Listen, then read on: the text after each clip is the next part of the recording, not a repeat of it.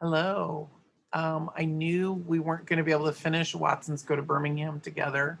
And so I'm going to read you the rest aloud. I'm probably going to do it in two little sections. We don't have very many pages left. So I'm going to share my screen so that you can see my book, so you can follow along. And here we go. So we're going to start up on the world famous Watson Pet Hospital. Some of you may or may not have heard that part. That's where I'm starting. Mama and Dad didn't know I was in the living room. We'd been back in Flint for a couple of weeks, and they were still talking about what had happened, but never around us. The only thing I knew for sure was that the bomb wasn't dropped on the church by an airplane. Grandma Sands called a couple of times and told them that the police thought two white men drove by in a car and threw it in during services, or that they'd already hidden it in the church with a clock set to go off during Sunday school. However, it got in the church, it had killed four little girls, blinded a couple more, and sent a bunch of other people to the hospital. I couldn't stop wondering if those two little girls I saw on the lawn were okay. From my secret hiding place in the living room, I could listen to Mama and Dad, and it seemed like they spent most of the time trying to figure out how they could explain to us what happened. Some of the time they were mad, and some of the time they were calm, and some of the time they just sat on the couch and cried. Even though none of us kids got hurt by the bomb, they acted like they were worried about us. They weren't too worried about Byron and weren't worried at all about Joey. We'd all agreed not to tell her what had happened at that church and had left Birmingham that night before she had the chance to find anything out. I was kind of surprised because the way Mama and Dad were talking, I could tell they were most worried about me. They came out of the kitchen and sat on the couch. I knew they were talking about me again. Mama said, "He's been disappearing, Daniel. Hours go by and I don't know where he is. What's he say when you ask him where he's been? He tells me he hasn't been anywhere. He says I shouldn't worry. It's so strange. I call him and he's nowhere to be found, but a few minutes later, he just pops up. Doesn't Byron know where he goes? He says he doesn't. He is being awfully quiet. Something's wrong. I wonder if Mr. Roberts' friend was right. I wonder if he really did see Kenny in that church afterward. Lord, who knows what that poor baby saw? Walona, he says he only left Grandma Sands to tell us Joey was okay. I don't know. What can we do? But Joey swears it was him. She followed away from there. And you know how that child would just as soon die as lie. I just wish I knew where he goes and why. I had been disappearing, but Mama really didn't need to worry. I wasn't going anywhere.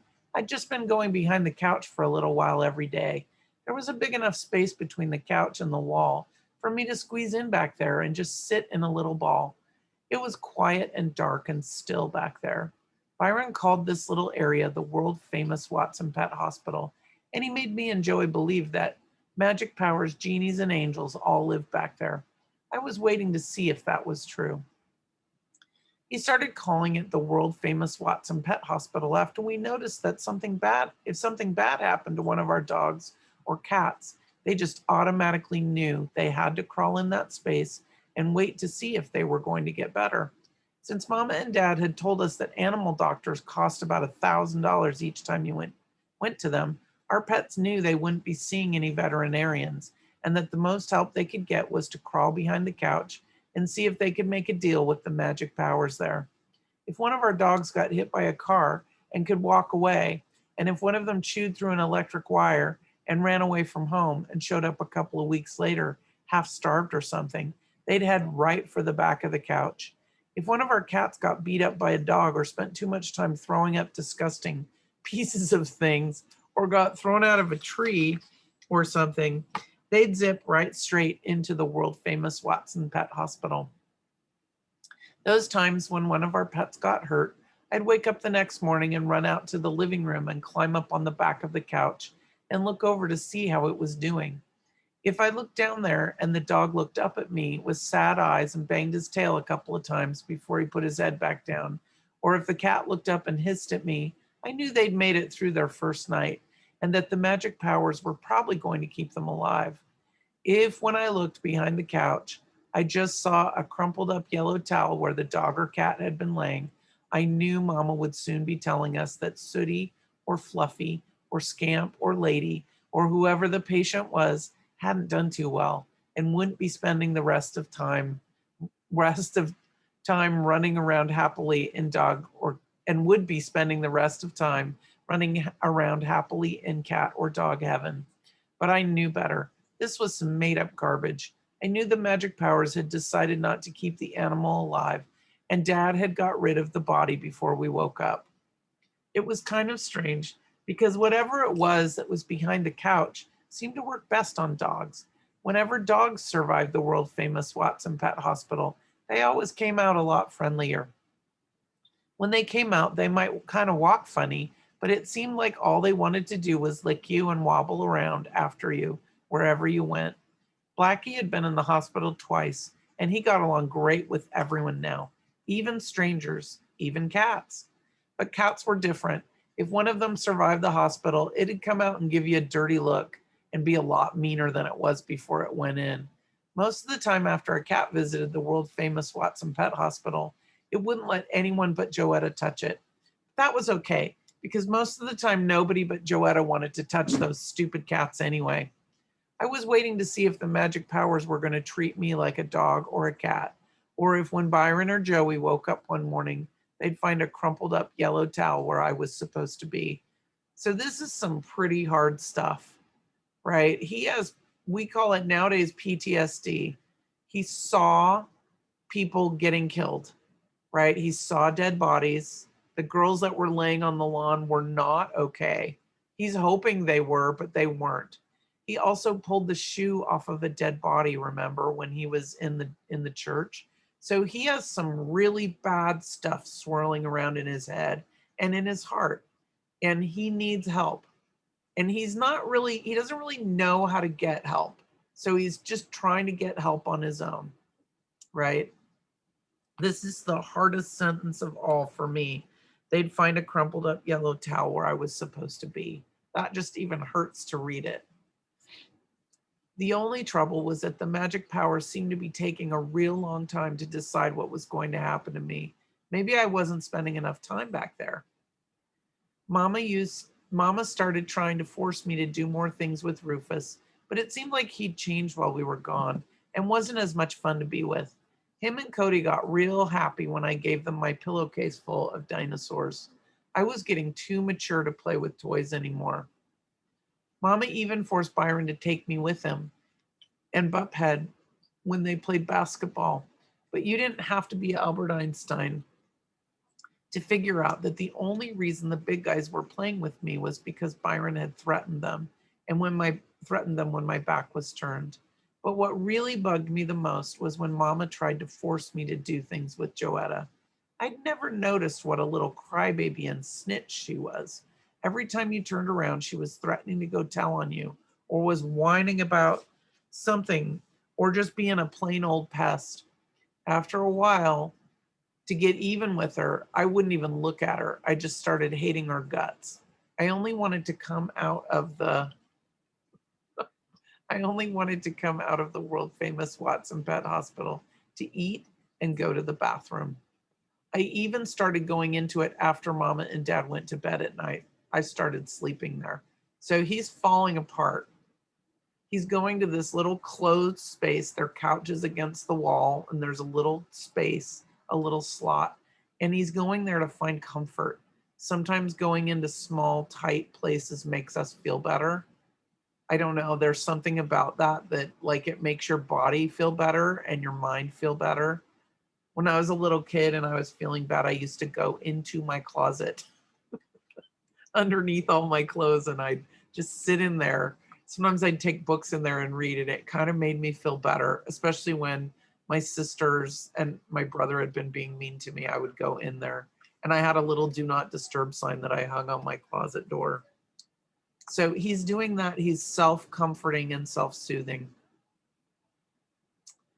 I spent so much time there that Byron finally figured out where I was going. I looked up one day and there were his eyeballs staring down at me. Hi, Bye. Hey, Kenny, so this is where you've been hanging out, huh? Are you going to tell on me? Man, when have you ever known me to be a snitch? Never. You're right.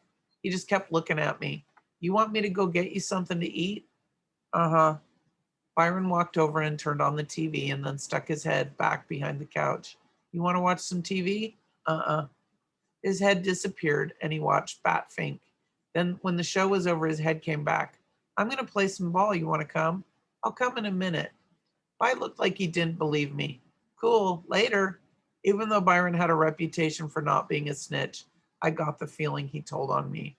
Because remember, Byron has changed and he's worried about Kenny. He's looking at Kenny and he's saying, my brother's messed up. He needs help. So he's letting his parents know that he needs help. When they sat on the couch, Mama and Dad quit talking like nobody was around and got real careful about what they said. They started saying stuff about how proud they were of me and what a nice kid I was and junk like that, but it sounded like they'd been practicing what to say. I turned my ears off when they came around. Mama also quit bugging me to find out where I was going. I knew they'd busted me for sure when Joetta's snitchety little face started peeking around the couch every morning. Byron even started sleeping on the couch at night. So I'm sorry, that just is so tender to me that he knows that Kenny is struggling. And so he's sleeping on the couch to make sure that Kenny's okay. And so that Kenny can feel his support. Byron even started sleeping on the couch at night. Right after Mama and Dad went to bed and I crawled back there, he'd come out with his pillow and blanket. Night, Kenny. Night, bye. Every morning I'd wake up and Byron would be looking down at me. He'd wake me up by touching the top of my head. Hey, Kenny. Hi, bye. You already eat? Come on. I crawled out from behind the couch and I let Byron pour out my cereal and my milk. And after I finished, I'd say, thanks. Wait, you gonna change out of them PJs? Oh, yeah. I changed and went back to the couch. Bye was sitting there. Hold on, Kenny. Watch some cartoons with me. Okay, I will in a minute. Byron grabbed my arm before I could crawl behind the couch. Nah, man, at least stay for Felix the cat. Okay. I sat next to him on the couch. When Felix was over, I thought By would force me to watch more cartoons, but he didn't. He let me crawl right behind the couch. Check you out later, Kenny. See you, bye. As much time as Byron started spending on the couch, I thought I was going to have to make room for a bed for him in the world famous Watson Pet Hospital. Every time I look up, he'd be there and we'd have to go eat. Sorry, I'm having a really hard time. This always affects me the same way because you know your family and you know when someone's in trouble. Every time I'd look up, he'd be there and we'd have to go eat or watch some TV or go to Mitchell's for something or change clothes or stuff like that. One day his head popped over the back of the couch and he said, come on, I got something to show you. I knew I had to go. If I wouldn't, he'd pulled me out by my legs. I followed Byron upstairs into the bathroom and he stood in front of the sink and looked in the mirror. He scrunched his face up so he could see the bottom of his chin, and then he took his thumb and finger and felt around there. He smiled and real slow pulled the thumb and finger away. Check this out, Jack. I looked real close and there was a long, skinny black hair growing out of Byron's chin. He held it like it was worth $1 million. There's another one coming on too. This made me wonder about my mustache. I hadn't looked at it for a long time and thought it might be pretty long by now. I climbed up on the toilet and leaned over the sink to see. Maybe it was because I hadn't looked in the mirror for a long time. But as soon as I saw myself with my lazy eye still being lazy and my face looking so sad, I slammed my eyes shut and started crying. I even fell off the toilet. Byron caught me and set me on the floor. He knew that this was some real embarrassing stuff, so he closed the bathroom door and sat on the tub and waited for me to stop, but I couldn't. I felt like someone had pulled a plug on me and every tear inside was rushing out. If there was a forest fire somewhere, all Smokey the Bear would have to do was hold me upside down over it and the fire wouldn't stand a chance. Byron sat next to me on the floor and put my head in his lap. I still couldn't stop, even though I was soaking him worse than Joey ever drooled on anybody. It was real embarrassing. I'm sorry, Bye. Shut up and cry if you want. That sounded like a real good idea, so I did. I think I cried for about 200 hours. Why would they do that, Byron? I was sounding real bad. My throat was jumping around in my neck and making a bunch of weird noises. Why would they hurt some little kids like that? That is the question, isn't it? He waited a long time before he answered. I don't know, Kenny. Mama and Dad say they can't help themselves. They did it because they're sick. But I don't know. I ain't never heard of no sickness that makes you kill little girls just because you don't want them in your school. I don't think they're sick at all. I think they just let hate eat them up and turn them into monsters. But it's okay now. They can't hurt you here. It's all right. My Adam's apple felt like it was going to blow a hole in my throat, but I said, I did go to the church by. I saw what happened. I saw two of those little girls. I thought Joey got killed too. We all did, Kenny. There ain't nothing wrong with being sad or scared about that. I'm sad about it too. I got real scared too. But man, no one's going to hurt you here, Kenny. But bye. I tried to think of how to say it. I'm not scared. I'm just real ashamed of myself. That was it. That was the main thing I'd finally found out from being a patient in the world famous Watson Pet Hospital. Kenny, you ain't got nothing to be ashamed of. But you don't know what happened, Byron. You don't know what I did. Man, everybody cried. Mama was crying. Dad was scared. He cried too. That was some real scary stuff. That was some real sad stuff. He still didn't understand. Byron, I left Joey. I thought the wool poo had her, and instead of fighting him like you did, I left. I ran from him. How come you were brave enough to fight him? And all I could do was run. All I could do was save a shoe, a stupid ripped up shoe. I couldn't stop crying. Oh man, you ain't gonna start talking about that wool poo mess again, are you? I told you the wool poo was some made up garbage. I told you the only one I was fighting in the water was your stupid little behind. Wasn't no one in that water but you and me. That's what you think, By, but I know better. I've seen him twice. I couldn't believe Byron was still talking to me. Most of the time, if I started sounding weepy and whiny, he'd take right off. Look, Kenny, if you don't quit talking about that wool poo nonsense, I'm going to leave you here to cry all alone. There ain't no such thing as a wool poo. Then he stopped sounding so mean and he said, and there ain't no such thing as magic powers neither. I was surprised he'd brought up the magic powers. You think I don't know why you've been hanging out behind the couch? He grabbed my ear and twisted my head until I had to look at him. You think I don't know? You're waiting for some stupid magic powers or genies or an angel to make you feel better? Dig this. You can wait behind that couch for the rest of your life, and ain't no magic powers going to come back there and make you feel nothing. The only thing that's going to happen back there is that you're going to stunt your growth from being in a little ball all day. He pulled my ear to make sure I was listening. If you've been spending so much time thinking about how you didn't save Joey, why don't you stop to think about why she wasn't in that church? And why don't you spend some time thinking about who it was that led her away? But it wasn't me, Byron. I never. Man, shut up and listen. He twisted my ear to make me be quiet. Ain't no genies in this world, Kenny. Ain't no magic powers. There ain't even no angels, not in this neighborhood anyway. Man, I just don't get you. You're supposed to be the one who's so smart. How can you believe in something as stupid as magic powers and genies living behind a couch, but not believe it was a part of you that took Joey out of that church? Byron started throwing me curveballs. If you hadn't been born, who would have took her away from that bomb? No one. If you hadn't been born and she walked out of that hot church and saw some stranger waving at her from across the street, do you think she would have followed him? Hell no. She'd have gone right back in there. If you hadn't been born, who would have gone in that church to see if Joey really was in there? Me and Mama and Dad was all too scared. You was the only one brave enough to go in there. Every time he made a point, he twisted my ear to make me understand better. But Byron, it's just not fair. What about those other kids? You know, they had brothers and sisters and mamas and daddies who loved them as much as we love Joey. How come no one came and got them out of that church? How is it fair? How come their relatives couldn't come and warn them?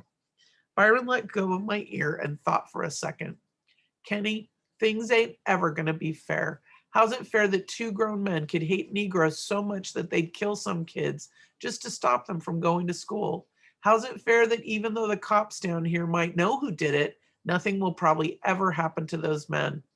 By the way, it didn't. The two men were recently prosecuted for that killing. Recently, like a few years ago.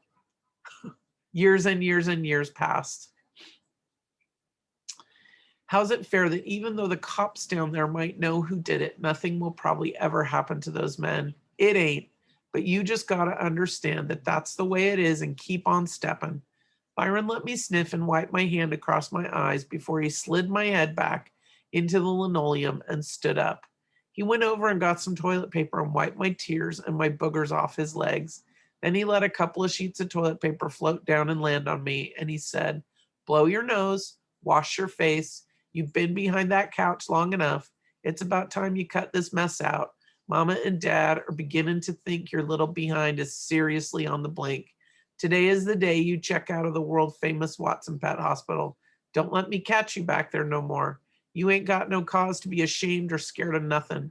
You're smart enough to figure this out your own self. Besides, you're getting the word from the top wolf himself. You're gonna be all right, baby bro. I swear before God." He walked over to the mirror and scrunched his face up so he could look at his chin again, and then he used his thumb and finger to pull that long, skinny black hair out a little bit. He let the hair go, smiled at himself, and ran his hands along his head like he was brushing his hair. "Shoot," he said. "I sure wish someone could come clean and tell me who my real folks was. There just ain't no way in hell two people as ugly as your mama and daddy could ever have a child as fine as me."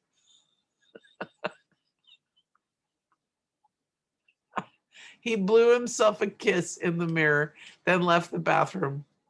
Before he shut the door, I could see that Mama and Dad and Joey were standing there in a little knot, trying not to let me know that they were eavesdropping. Mama whispered, "What's going on, By? Why is Kenny crying like that? Is he okay?" He told her, "Kenny's going to be cool. He's related to me, ain't he?" Byron Watson, how many times am I going to have to tell you about saying ain't? Some of the time it was hard to figure Byron out. He was very right about some things, and he was very wrong about some things. He was very wrong when he said that the wool poo was something he'd made up. If he'd ever had his ankle grabbed by it, he'd know it was real. If he'd seen the way it crouched down, crawling around in the dust and the smoke of the church in Birmingham, he'd know it wasn't some made up garbage. If he'd ever seen those horrible toes, he'd know the wool poo was as serious as a heart attack. He was also very wrong about there not being anything like magic powers or genies or angels. Maybe those weren't the things that could make a run over dog walk without wobbling, but they were out there. Maybe they were in the way your father smiled at you, even after you'd messed up something real bad. Maybe they were in the way you understood that your mother wasn't trying to make you the laughing stock of the whole school when she'd call you over in front of a bunch of your friends, use spit on her finger to wipe the sleep out of your eyes. Maybe it was magic powers that let you know that she was just being mama. Maybe they were the reason that you really didn't care when the kids would say, "Yuck, you let your mama slob on you?" And you had to say, "Shut up, that's my mama. We got the same germs." Maybe there were genies in the way your sister could throw a stupid tea party for you, and you had fun, even though it was kind of embarrassing to sit at a little table and sip water out of plastic teacups. Maybe there were magic powers hiding in the way your older brother made all the worst thugs in the neighborhood play basketball with you, even though you double dribbled every time they threw you the ball. And I'm sure there was an angel in Birmingham when Grandma Sands wrapped her little arms around all the weird Watsons and said, "My family, my beautiful, beautiful family." I climbed up on the toilet and leaned over the sink to take a look. I smiled. Byron was very right about some things too. He was very right when he said that I was too smart to believe magic powers live behind a couch. He also knew what he was talking about when he said that I was going to be all right. Joetta banged on the bathroom door. "Kenny, Byron said you're feeling much better now." "If that's right, come on out. I got to go to the bathroom real bad." She said real like it had a million letters in it. Some of the time, I wondered if there really was something wrong with me. A few minutes ago, I'd been crying on the floor like a kindergarten baby, and now I was looking in the mirror laughing. I blew my nose, splashed a little water on my face because I wanted to go out. Besides, I had to think of a way to get at least half of my dinosaurs back from Rufus. Come on in, Joey. This is the epilogue. This is going to make me cry. Just a warning. At the time of the Watsons family trip, the U.S. South was caught up in a struggle for basic human rights that became known as the Civil Rights Movement. Although the Declaration of Independence states that all men are created equal, and the Constitution had been amended after the Civil War to extend the rights and protections of citizenship to African Americans, changing the law of the land did not always change the way people behaved. In the northern, eastern, and western states, African Americans often faced discrimination, but it was not as extreme and pervasive as in the South. Their communities and states passed laws that allowed discrimination in schooling, housing, and job opportunities, prohibited interracial marriages, and enforced segregation by creating separate facilities for African Americans and whites. In most of the South, African Americans were not permitted to attend the same schools as whites or use the same parks, playgrounds, swimming pools, hospitals, drinking fountains, or bathrooms. Hotels, restaurants, and stores would not serve African Americans. The worst sections of public facilities were set aside for coloreds only. White children often attended large, well equipped modern schools, while African American students went to one room schoolhouses without enough books or teachers. Rigged laws and tests prevented African Americans from voting. A number of organizations and individuals were working tirelessly to end segregation and discrimination. The National Association for the Advancement of Colored People, the NAACP, the Congress of Racial Equality, CORE, and the Southern Christian Leadership Conference, SCLC, as well as Thurgood Marshall, John Lewis, Ralph Abernathy, Medgar Evers, Fannie Lou Hamer, and Dr. Martin Luther King Jr., along with many other people whose names have been forgotten. These men and women strove to change the laws through nonviolent resistance. They adopted many of the techniques that Mohandas Gandhi had used to liberate India from British rule. Sit-ins and boycotts of stores and public transportation applied economic pressure. Freedom riders, African Americans and whites, took bus trips throughout the South to test federal laws that banned segregation in interstate transportation. Black students had enrolled in segregated schools such as Central High in Little Rock, Arkansas, and the University of Alabama. Picketing, protest marches, and demonstrations made headlines. Civil rights workers carried out programs for voter education and registration. The goal was to create tension and provoke confrontations that would force the federal government to step in and enforce the laws. Often the tension exploded into gunshots, fires, and bombings directed against the people who so bravely fought for change. The characters and events of this novel are fictional. However, there were many unsolved bombings in Birmingham at the time of this story, including the one that took place at the 16th Street Baptist Church on September 15th, 1963. 4 young teenage girls, Addie Mae Collins, Denise McNair, Carol Robertson, and Cynthia Wesley, were killed when a bomb went off during Sunday school. Addie Mae Collins' sister Sarah had to have an eye removed, and another girl was blinded. In the unrest that followed the bombing, 2 other African American children died. 16-year-old Johnny Robinson was shot to death by police, and 13-year-old Virgil Wade was murdered by 2 white boys. Although these may be nothing more than names in a book to you now.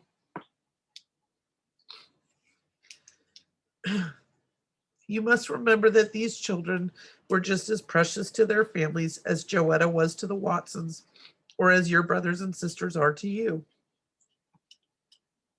Despite the danger, the civil rights movement grew stronger, gaining support all over the country. On August 28, 1963, 200,000 people marched on Washington, D.C. to pressure Congress to pass the Civil Rights Bill and heard Martin Luther King Jr. deliver his unforgettable I Have a Dream speech.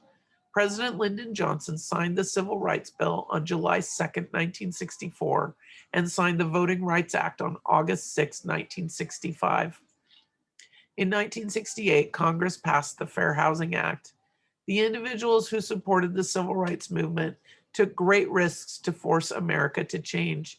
It was a people's movement inspired by the courageous acts of ordinary citizens like Rosa Parks, the seamstress from Montgomery, Alabama, who began the first great effort of the movement, the Montgomery bus boycott of 1955 to 1956, when she refused to give up her seat to a white man. Many heroic people died in the struggle for civil rights. Many others were injured or arrested or lost their homes or businesses. It is almost impossible to imagine the courage of the first African American children who walked into segregated schools, or the strength of the parents who permitted them to face the hatred and violence that awaited them. They did it in the name of the movement, in the quest for freedom. These people are the true American heroes. They are the boys and girls, the women and men who have seen that things are wrong and have not been afraid to ask, why can't we change this? They are the people who believe that as long as one person is being treated unfairly, we all are. Sorry, this just gets worse. And I know it's coming because it happens every time I read it. They are the people who believe that as long as one person is being treated unfairly, we all are.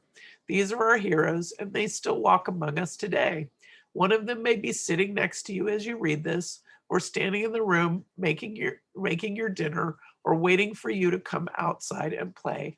One of them may be you. And that's the end. Whew. This just talks about the author, Christopher Paul Curtis. He worked as an auto worker. He put together cars and trucks in Michigan, and then eventually he started writing. I'm sure he was writing books, and he was working on the assembly line making trucks and cars, and then eventually his books started making money, and so now he has moved to Canada and he lives there with his family. All right, we will stop right there. I hope you enjoyed this book. I hope you enjoyed. I love the combination of history and fiction together. Historical fiction, it's one of my favorite genres of reading. This is probably his real family, I would guess, the author's real family. Anyway, I hope you enjoyed listening to this year. I'm sorry it took us an entire year to do one read aloud book live. And I'm sorry also that I didn't finish. Our schedule with the 3 different groups was just really too hard to finish. So anyway, thanks for joining me.